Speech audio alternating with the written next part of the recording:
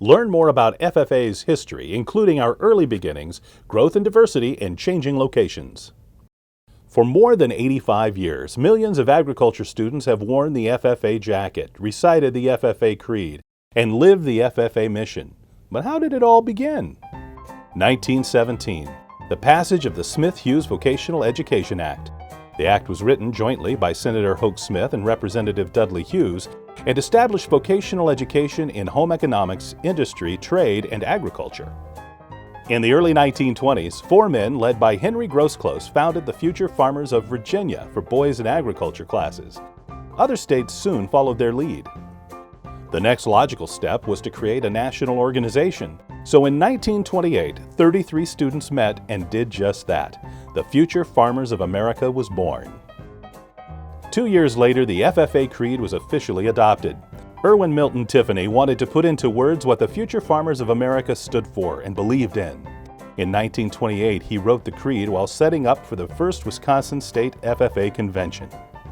By 1930, FFA members voted to adopt it as the official FFA creed at the Third National Convention. The 1940s ushered in a global war affecting everyone, including the FFA. FFA members, agriculture teachers, and national FFA officers all volunteered to serve their country during the war. Local FFA chapters and individual FFA members joined with other citizens to support the war effort. National convention events were streamlined to include only delegates and award winners. Of the thousands of members who volunteered to serve during the war, 3 participated in the famous Doolittle Raid on Tokyo.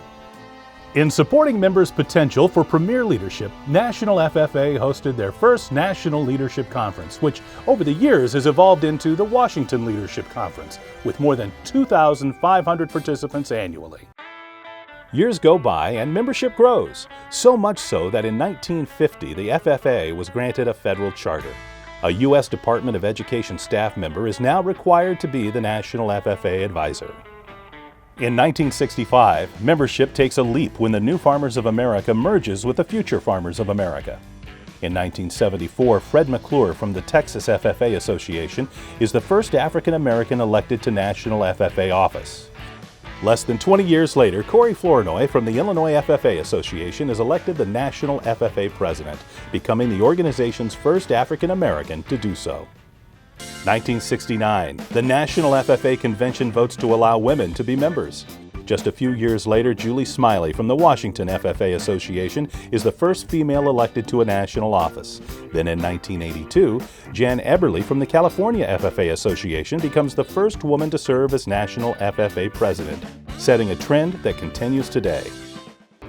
The late 90s marked a period of location changes for the National FFA organization. The National FFA Center moved from Virginia to Indianapolis, where a new building was dedicated in 1998. After 70 years in the same city, the National FFA Convention moved from Missouri to Louisville, Kentucky, where it remained for 7 years. In 2006, the National FFA Convention moved to Indianapolis. From 2013 to 2015, the National FFA Convention and Expo was hosted in Louisville once more. Indianapolis will once again host the thousands of Blue Jackets for the annual convention from 2017 to 2024.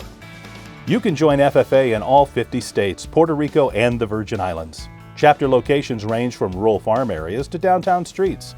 And no matter if you speak sign language or Spanish, the National FFA organization welcomes you. In 2003, Javier Moreno was elected, becoming the first person with a native language other than English and also the first Puerto Rican elected as National FFA President.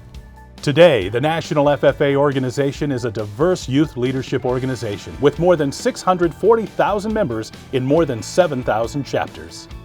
The roots of our organization run deep and influence who we've become today. We continue to grow and develop along with our students. What influence will you have on the history of the National FFA organization?